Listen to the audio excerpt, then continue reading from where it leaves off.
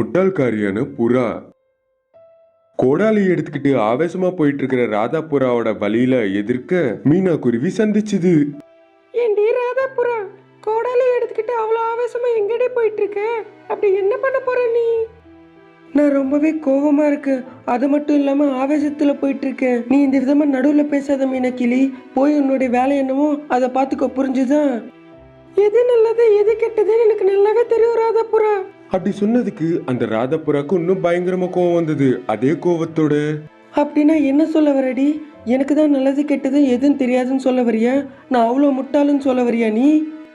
அப்படி ராதா புறா சொன்னதுக்கு அந்த மீனாக்கிளி உள்ளுக்குள்ள பயங்கரமா சிரிச்சுக்கிட்டே, அடிக்கடி இந்த மாதிரி உண்மைகள் எல்லாம் நீ கரெக்டா ஒத்துப்படி.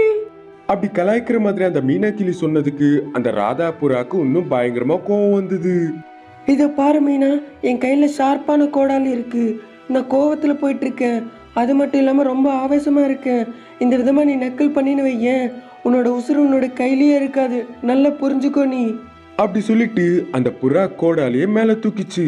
அதை பார்த்து அந்த கிளி பயத்துல எதுவும் பேசாம அங்க இருந்து டக்குன்னு வேகமா பறந்து போயிடுச்சு. அட, இன்னைக்கு இவளுக்கு என்னாச்சு?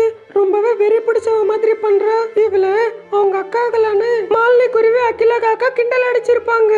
அதோட இவ ரொம்பவே வெறி பிடிச்சவ மாதிரி இந்த கோடாலியை எடுத்துக்கிட்டு என்ன பண்ணணும்னு தெரியாம ஆவேசத்துல போயிட்டு இருக்கு. இந்த விஷயம் மொத்தத்தையும் உங்க அக்காங்களாண்ட சொல்லணும். இல்லைன்னா நடக்க கூடாது. ஏதாச்சும் நடந்துச்சுன்னா எல்லாரும் வருத்தப்பட வேண்டியது வரும்.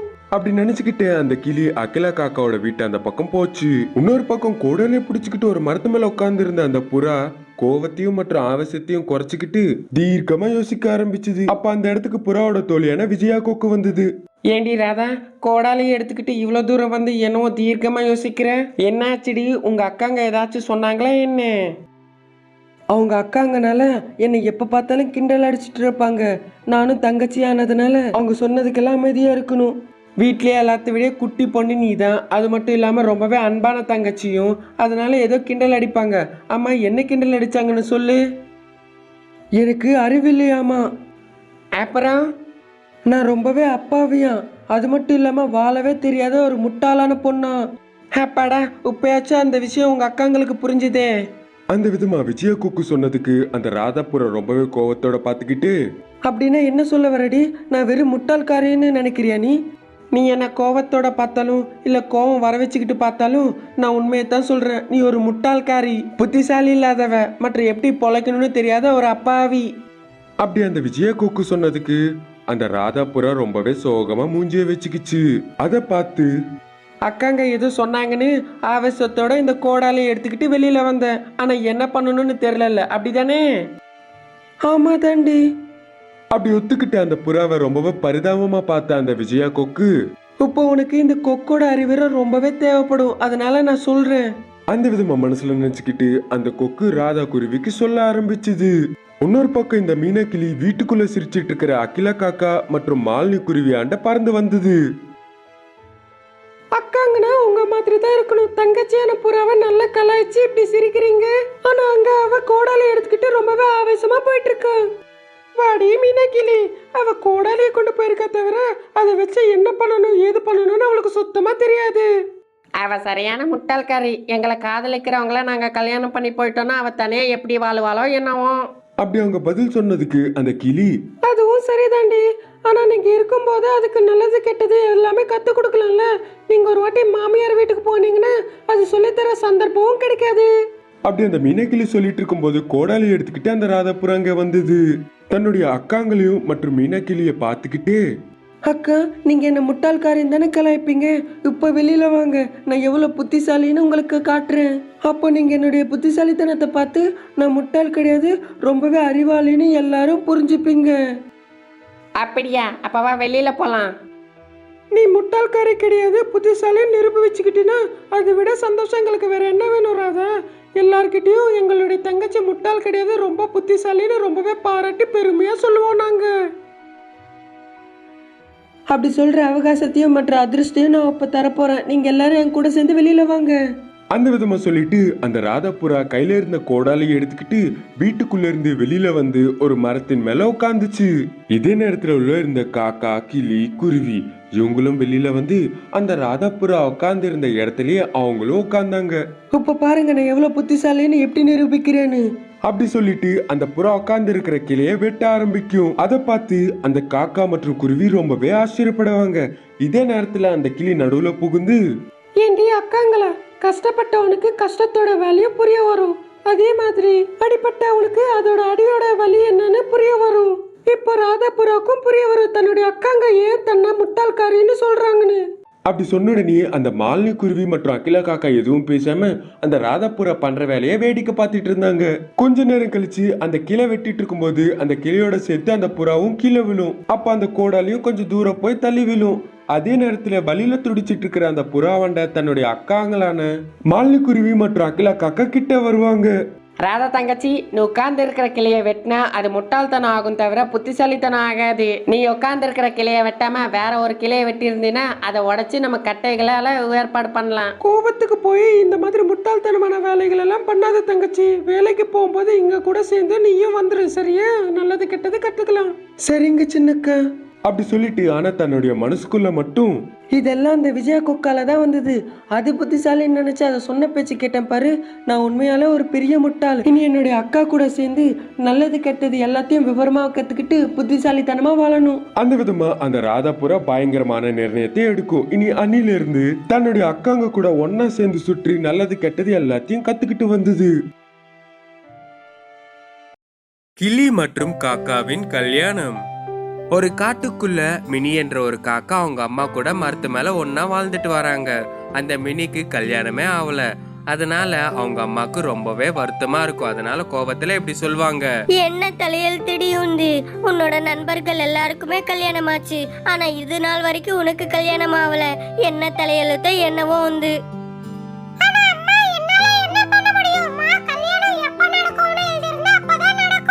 அட எப்படிடி நடக்கும் கல்யாணம்?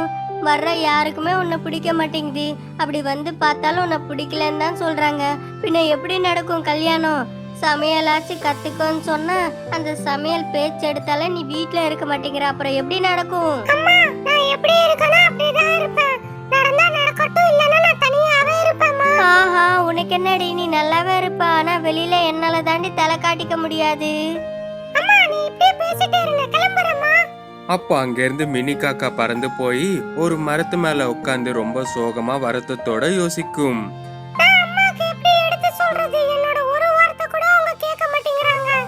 அப்படி அந்த மினி காக்கா ரொம்ப சோகமா இருக்கும்போது அந்த வழியாக பறந்து வந்த ஒரு கழுகு அந்த மரத்துல உட்காருது. அட என்னாச்சு தங்கச்சி, ஏன் அவ்வளவு சோகமா இருக்க நீ?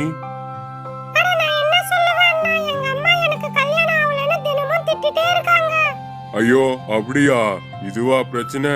நீ ஒன்னும் கவலைப்படாத, கொஞ்ச நாள் எங்க வீட்டுக்கு வந்து தங்கு நீ, சரியா? ஐயோ நீ ஒன்னும் வருத்தப்படாத, நான் போய் உங்க அம்மாவை சம்மதிக்க வைக்கிறேன், சரியா? நான் போய் உடனடியாக கேக்குறேன். அந்த கழுகு மினி காக்கா கூட சேர்ந்து அவங்க வீட்டுக்கு புறப்படுவாங்க. அம்மா, மினி தங்கச்சிய கொஞ்ச நாள் என் கூட எங்க வீட்டுக்கு கூட்டிட்டு போலான்னு இருக்கு, அதனால உங்களுக்கு எந்த ஆட்சேபனும் இல்லல்ல? அப்போ அந்த கழுகோட பேச்ச கேட்டு மினி அவங்க அம்மா மினிய அவங்க கூட அனுப்புறதுக்கு சம்மதிப்பாங்க. அதனால மினிக்கு ரொம்பவே சந்தோஷமா இருக்கும். அப்படியே மனசுல இந்த மாதிரி நினைப்பா மினி. சீக்கிரமா போடு, கொஞ்ச நாள் நிம்மதியாச்சு கிடைக்கும். மினி அந்த கழுகோட சேர்ந்து அவங்க வீட்டுக்கு புறப்படுவாங்க. வா மினி, வீட்டுக்குள்ள வா. உனக்காக எவ்வளவு பிடிச்ச சுவையான உனக்கான சாப்பாடு கொண்டு வந்திருக்கேன். உங்களுக்கு ரொம்ப ரொம்ப நன்றி அண்ணா, உங்களால எனக்கு கொஞ்சமாச்சும் நிம்மதி கிடைக்கும் இங்க. ஆஹா, கொஞ்ச நாள் இங்க நீ நிம்மதியா தங்கி இருந்து அதுக்கப்புறம் உங்க வீட்டுக்கு புறப்படு நீ. ஆமா, நான் கொஞ்ச நாளாச்சும் நிம்மதியா இருப்பேன் நான் இங்க. அப்படி மினி காக்கா சந்தோஷமா இருக்கும். ஒரு நாள் அந்த கழுகு மினி காக்கா கிட்ட இப்படி சொல்லும், மினி, நான் உணவை தேடி வெளியில புறப்படுறேன், அதனால நீ கொஞ்சம் நிம்மதியா ஓய்வு எடுத்துக்கோ. இல்ல, நானும் வரேனா? இல்ல, நீ எங்க வீட்டுக்கு வந்த விருந்தாளி, அதனால நான் உன் கூட எல்லாம் வேலை வாங்க மாட்டேன். நீ நிம்மதியா இரு, நான் போய் உணவை கொண்டு வரேன், சரியா? அப்படி சொல்லி அந்த கழுகு அங்கிருந்து பறந்து போன பின்பு மினி அந்த இடத்துலயே அங்கேயும் இங்கு சுத்திட்டு இருக்கும்போது மினிக்கு ஒரு பெரிய சத்தம் கேட்கும். அப்ப அந்த மினி எட்டி பார்க்கும்போது ஒரு கெட்ட கிளிகள் எல்லாமே ஒரு கிளியை ரொம்ப அடிச்சு துன்புறுத்துது. இதை பார்த்து மினி அங்கிருந்து பறந்து போய் அவங்க கிட்ட இந்த மாதிரி சொல்லுது.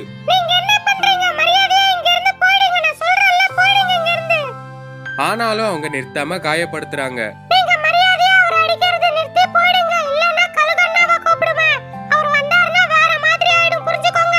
மினியோட வார்த்தைகள் கேட்டு அந்த கெட்ட கிளிகள் அங்கிருந்து பறந்து போயிடும் எல்லாமே.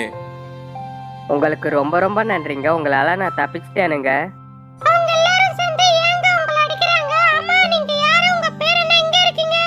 என் பேரு ராக்கிங்க. நான் இங்க தான் ஒரு மரத்து மேல வாழ்ந்துட்டு வரேன். சில மாதங்கள் முன்பு அவங்க கூட எனக்கு சண்டை நடந்தது. அந்த சண்டையில நான் தான் ஜெயிச்சேன். ஆனா சில நாட்களா எனக்கு உடம்பு சரியில்லை. அதனால இந்த நேரம் பார்த்து என்ன பழி வாங்க வந்திருக்காங்க. இங்கதாங்க என்னோட வீடு, வாங்க எங்க வீட்டுக்கு கூட்டிட்டு போறேன். அந்த ராக்கி கிளி மினிய தன் கூட கூட்டிக்கிட்டு அவன் வீட்டுக்கு புறப்படுவான். இதுதாங்க என்னோட வீடு. இங்கதான் நான் சில வருஷமா வாழ்ந்துட்டு வரேன். ஆமா, உங்களை பத்தி நீங்க சொல்லவே இல்ல.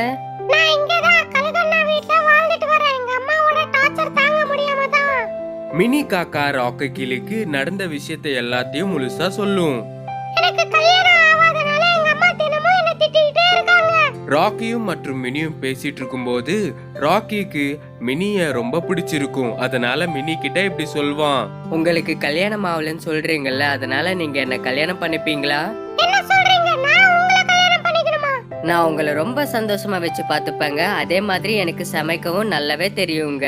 ராக்கி சொன்ன பேச்சுக்கு மினிக்கு ரொம்பவே சந்தோஷமா சிரிப்பு வரும். அதனால ராக்கியும் மினியும் சேர்ந்து மினி அவங்க அம்மா வீட்டுக்கு போனாங்க. மினி அவங்க அம்மா கிட்ட சொல்லி ராக்கிய கல்யாணம் பண்ணிக்கிறேன்னு சொன்னாங்க. அவங்க கல்யாணம் பண்ணிக்கிட்டு சந்தோஷமா இருந்தாங்க. காட்டுல குளிர்காலம் ஆரம்பித்து விட்டது. அது இரவு நேரம்.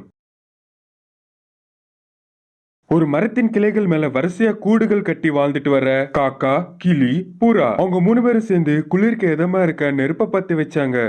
ஓய் புறாவே, இத கேட்டியா நீ? அடே, இது ரொம்ப அநியாயமா இருக்கு காக்கா. நீ சொல்லாமலேயே கேட்டியா நீ என்கிட்ட வந்து நேரா கேக்குற எப்படி? காக்கா சொல்ல வந்தது அது சொல்ல போற விஷயத்த இல்லடி புறாவே, அந்த கழுகு போடுற குளிர்கால நாடகங்களை பத்தி. ஆமாடி கிளி, நீ சரியா சொன்ன. காட்டுக்குள்ள குளிர்காலம் போயிட்டு இருக்கு. எந்த ஒரு பறவையும் தன்னுடைய கூட்டை விட்டு வெளியில வர மாட்டேங்குது. அதனால கழுகுக்கும் சிக்க மாட்டேங்குது. அதோட அந்த மோசமான கழுகு தன்னுடைய வயிறு நிரப்ப இஷ்டத்துக்கு கண்டபடியா நாடகத்தை போடுது. அடே, இந்த விஷயம் எனக்கும் தெரிய வந்தது. நானும் கேள்விப்பட்டிருக்கேன். ஆனா அந்த கழுகு மட்டும் இப்ப வரைக்கும் என்னோட கூட்டுக்கு வரவே இல்லை. ஒருவேளை வராதுன்னு நினைக்கிறேன். அட போடி, அப்படியெல்லாம் நினைக்க முடியாது. அது ரொம்பவே புத்திசாலித்தனமா நம்மள அடைய பாக்கும். நம்ம கொஞ்சோண்டு லேசா கேப் விட்டாலும் அதோடைய சோகமான கதையை சொல்லி நம்ம அதுக்கு அடிமையாக்கிடும். இரவு நேரத்துல தூங்குற மாதிரி நடிச்சு நம்ம தூங்கின உடனே நம்ம மேல தாக்குதல் நடத்தி இதே நெருப்பு மேல நம்மள வறுத்தெடுத்து சாப்பிட்டுக்கிட்டே தன்னுடைய பசியை தீர்த்துக்கும் அந்த கழுகு. ஆமால, நானும் கேள்விப்பட்டேன்பா. ஒருவேளை அது என்கிட்ட வந்து நாடகம் போட்டுச்சுன்னா அதெல்லாம் நான் நம்ப மாட்டேன். மற்றும் என்னுடைய வீட்டுக்குள்ள தங்க விட மாட்டேன். நானும் அப்படிதாண்டி. கழுகு பத்தி நான் தெரிஞ்சுக்கிறப்ப அது என்னுடைய வீட்டுக்கு வந்து கதவை தட்டுச்சு. அப்போ நான் ஏற்பாடு பண்ண ஓட்டையில இருந்து பார்த்தேன். அதுல கழுகு தென்பட்டது. அதோட அவ்வளவுதான். அது எவ்வளவு தட்டினாலும் நான் கதவை திறக்கலன்னு பாத்துக்கோ. அதுக்காகவே அடிச்சு அடிச்சு சோர்ந்து போய் அங்கிருந்து கிளம்பிடுச்சு. சரி, அப்ப அது என்கிட்ட வந்திருந்ததுன்னா நானும் உங்களை மாதிரியே பண்றேன். இல்ல நீ எங்களை மாதிரியெல்லாம் பண்ணாத. ஒருவேளை அப்படி பண்ணினா நம்ம 3 பேரும் ஒன்னா கூட்டு சேர்ந்துட்டோன்னு அது நினைக்கும். அப்ப நம்ம 3 பேர்ல யாருக்கோ உடம்பு சரியில்லைன்னு சொல்லி நம்மள வெளியில கொண்டு வந்து நம்ம மேலேயே தாக்குதல் நடத்தும் அது. அதனால அந்த கழுகும் கிட்ட வந்தப்ப புதுசா ஏதாச்சும் யோசிச்சு அதுக்கு பதில் சொல்லி அங்கிருந்து அனுப்பி வச்சிருப்பா. அந்த விதமா அவங்க 3 பேரும் பேசிட்டு இருப்பாங்க. குளிர் அதிகமான உடனே அங்கிருந்து தங்களுடைய கூட்டுக்குள்ள போய் கட்டில் மேல பெட்ஷீட்டை போத்திக்கிட்டு நல்லா தூங்கிட்டு இருப்பாங்க. ஒரு நாள் அன்னைக்கு தன்னுடைய ரெக்கைக்கு காயமடைந்து கவலையோட வந்துட்டு இருக்கிற குருவி ரொம்பவே வலியோட கஷ்டப்பட்டு பறந்துகிட்டே ஒரு மரத்தின் கிளை மேல வந்து உட்காரும். தன்னுடைய காயப்பட்ட ரெக்கையிலிருந்து ரத்தம் சொட்டு சொட்டா ஊத்திட்டு இருக்கும்.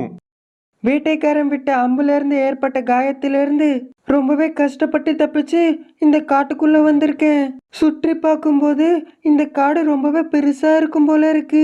இந்த காட்டுக்குள்ள எனக்கு யாரு பாதுகாப்பு கொடுப்பாங்க மற்றும் என்னுடைய காயத்துக்கு யாரு சிகிச்சை அளிப்பாங்க, அதே விதமா யாருன்னு என்ன அவங்களுடைய கூட்டுக்குள்ள கொஞ்ச நாள் தங்க வச்சுப்பாங்களோ? அப்படி கவலைப்பட்டுட்டு இருக்கும்போது அந்த வழியா தன்னுடைய பசியை தீர்க்க உணவை தேடி போயிட்டு இருக்கிற கழுகுக்கு ரத்த சுவாசனை அளிக்கும். அப்போ அது சந்தோஷப்பட்டுக்கிட்டே, அடடா, எங்க இருந்தோ ரத்தத்தோட வாசனை வருது, என்னுடைய பசி இன்னைக்கு தீர போகுது. அட, முதல்ல இந்த ரத்தத்தோட வாசனை எங்க இருந்து வருது? இந்த காட்டு முழுக்க தேடியாச்சு, சரி அந்த ரத்தத்தோட வாசனை எங்க இருந்து வருதுன்னு நான் கண்டிப்பாக கண்டுபிடிப்பேன் மற்றும் என்னுடைய பசியை நிரப்பிப்பேனா. அந்த விதமா ரத்தத்தோட வாசனைய மோந்து பார்த்துக்கிட்டு அந்த கழுகு அந்த வழியா போயிட்டு இருக்கும். இது எதுவும் தெரியாத அந்த குருவி காயப்பட்ட ரெக்கையோட கவலைக்கிடமான மூஞ்சியை வச்சுக்கிட்டு ரொம்பவே கஷ்டப்பட்டுக்கிட்டு, இந்த காயப்பட்ட ரெக்கைகளால இப்போதைக்கு இந்த காட்டுக்குள்ள என்னால வீடு கட்ட முடியாது. கண்டிப்பா ஏதாச்சும் பறவையாண்ட போய் அதோட உதவியை கேட்டுதான் ஆகணும்னா. அப்படி யோசிச்சுக்கிட்டே சுற்றுமுற்றி பார்க்கும்போது ரத்தத்தோட வாசனையை மோந்துக்கிட்டே அந்த ராட்சச கழுகு குருவியாண்ட வந்தது மற்றும் குருவி உட்கார்ந்து இருக்கிற பக்கத்தின் மரத்து கிளை மேல உட்காரும். அதை பார்த்த குருவி ரொம்பவே பயந்து போகும். தயவு செஞ்சு என்ன எதுவும் பண்ணிடாதீங்க, என்னுடைய ரெக்கைக்கு அடிபட்டிருக்கு, நான் ரொம்பவே வருத்தத்துல இருக்கேன். பயப்படாத, கவலைப்படாத, நான் ஒன்னும் எதுவும் பண்ண மாட்டேன்.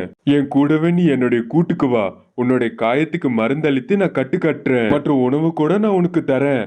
அதே விதமா உனக்கு அடிப்பட்ட இடம் சரியாகிற வரைக்கும் என்னுடைய வீட்டுக்குள்ளேயே நீ தங்கலாம். யாருன்னு தெரியாதவங்க கூட என்னால எப்படி வர முடியும்? இதோ பாரு குருவி, காயப்பட்டு ரொம்பவே மோசமான நிலைமையில இருக்க, அதனால உன் மேல எனக்கு கொஞ்சம் கருணை வந்தது. அது மட்டும் இல்லாம இது குளிர்காலம், இன்னும் கொஞ்ச நேரத்துல இருட்டிடும். அந்த விதமா சமாதானப்படுத்தி பார்க்கும்போது குருவி பயத்தோட சுற்றி முற்றி பார்த்துட்டு இருக்கும்.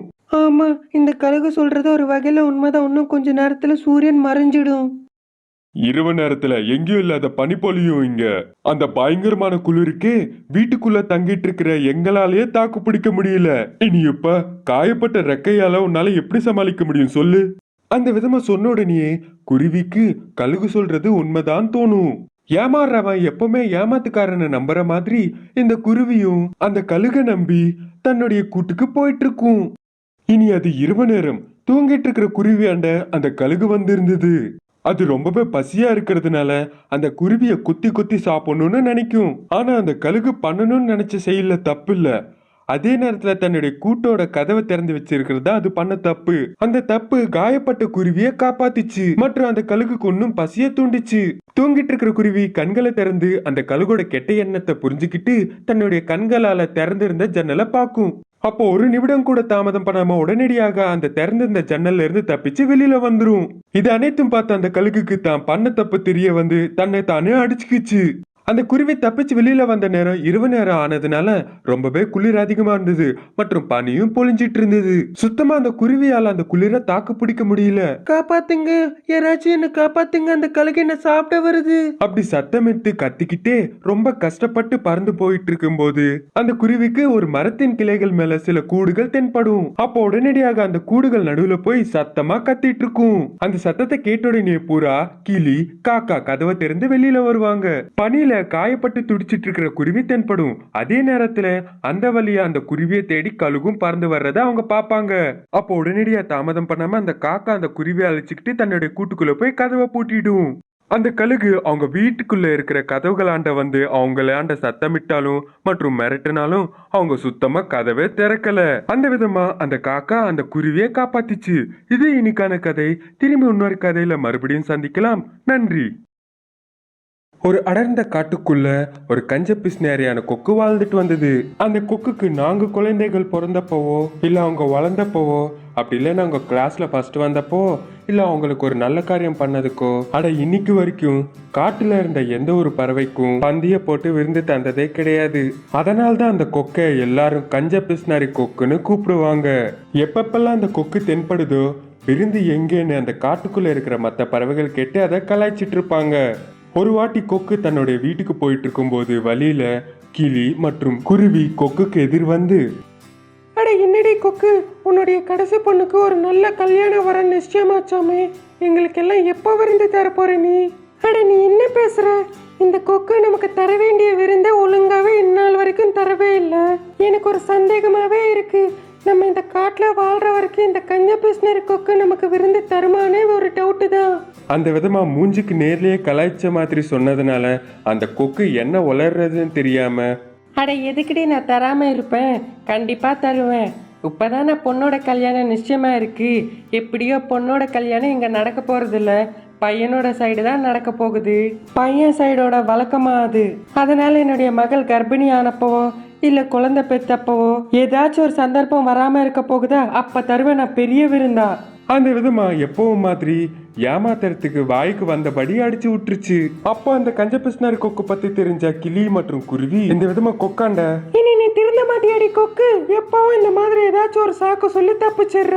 அந்த விதமா சொல்லிட்டு எரிச்சலோட அங்க இருந்து பறந்து போயிட்டாங்க. இந்த விதமா தன்னுடைய கஞ்ச பிஸ்னாரி புத்தியால அந்த காட்டுக்குள்ள இருக்கிற எல்லா பறவைகளாண்டையும் தப்பிச்சுக்கிட்டு தன்னுடைய வாழ்க்கையை ஓட்டிட்டு வந்தது அந்த கஞ்ச பிஸ்னாரி கொக்கு. ஆனா சில நாட்கள் பிறகு அந்த கொக்கோட கடைசி பொண்ணுக்கு ரெட்டை குழந்தைகள் பிறந்தாங்க. அந்த செய்தி காட்டு முழுக்க பரவிடுச்சு. அப்போ அந்த காட்டுல இருந்த எல்லா பறவைகளும் ஒரு இடத்துல ஒண்ணு கூடி இந்த விதமா பேச ஆரம்பிச்சாங்க. நண்பர்களே, இதுதான் ஒரு நல்ல வாய்ப்பு. எப்படியாச்சும் அந்த கஞ்ச பிஸ்னரி கொக்காண்ட இருந்து விருந்து வாங்கியே ஆகணும். ஆமா, நீ சொல்றது உண்மைதான். நம்மளுடைய வீட்டில் ஏதாச்சும் ஒரு நல்ல சுபகாரியம் நடந்ததுன்னா அந்த கொக்கோட குடும்பம் முழுக்க வந்து நம்ம வீட்டுக்குள்ள விருண்டு சாப்பிட்டு போவாங்க. ஆனா இந்நாள் வரைக்கும் அதோட வீட்டுல இருந்து எந்த ஒரு விருந்தும் நமக்கு கொடுத்ததே இல்லை அந்த கொக்கு. ஆனா அதோட கடைசி பொண்ணுக்கு இப்ப ரெட்டை குழந்தைகள் பிறந்ததுனால நம்ம அதுகிட்ட இருந்து கண்டிப்பா விருந்து வாங்கித்தான் ஆகணும். அந்த விதமா காட்டுல இருந்த எல்லா பறவைகளும் ஒரே வார்த்தையில நின்று எல்லாம் ஒண்ணு சேர்ந்து அந்த பிஸ்னாரி கொக்கோட வீட்டுக்கு போய் தங்களுடைய நிர்ணயத்தை சொல்லிட்டாங்க. அப்ப அந்த கட்டாய சூழ்நிலையில அந்த கொக்கு இந்த விதமா, சரி நண்பர்களே, நீங்க எல்லாரும் கேட்ட மாதிரியே நான் உங்களுக்கு அருமையான விருந்து ஏற்பாடு பண்றேன். அந்த விதமா சொன்ன உடனே நடுவுல புறா கொக்காண்ட, அதெல்லாம் முடியாது. நீ எங்களுடைய மூஞ்சிகளை திடீர்னு பார்த்து ஏதோ சமாளிக்கணும்னு எங்களுக்கு விருந்து தரேன்னு சொல்லி எங்களை அனுப்பிடலாம்லாம் பார்க்காத.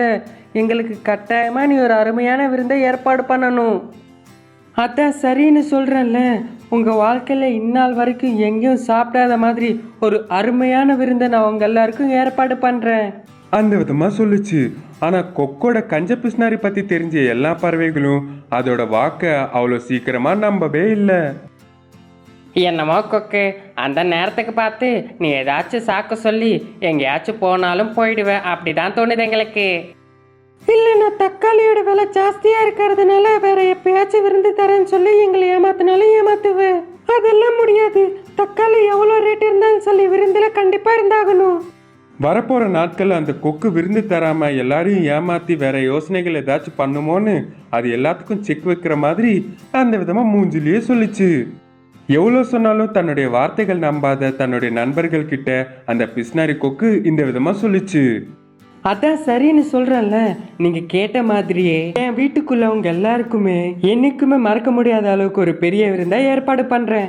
அந்த விதமா கொஞ்சம் சத்தத்தோட சொன்னதுனால அந்த கொக்கோட வார்த்தைகள் நம்பி எல்லா பறவைகளும் தங்களோட வீட்டுக்கு பறந்து போனாங்க. அப்போ அந்த கஞ்ச பிஸ்னாரியான கொக்கு இப்படி நினைக்கும், அட இவங்க எல்லாருக்கும் என்னாச்சு, என் கையில இருந்து அதிக பணத்தை செலவழிக்கணும்னு பெரிய பிளானோட தான் என்கிட்ட வந்திருக்காங்க. ஆனா ஒரு பக்கம் வெளியில மார்க்கெட்ல தக்காளியோட விலை ஆகாயத்தை தொடுது. அது மட்டும் இல்லாம இவங்களுக்காக ஒரு 4-5 விதவிதமான டிஷ்ஷஸ் சமைக்கலன்னா உசுரோட வாழ விட மாட்டாங்க. அதுவும் இல்லாம எல்லாரும் பொறுமையா பேசிக்கிற மாதிரி ஒரு அருமையான விருந்தை தரேன்னு வாய் வேற விட்டுட்டேன்.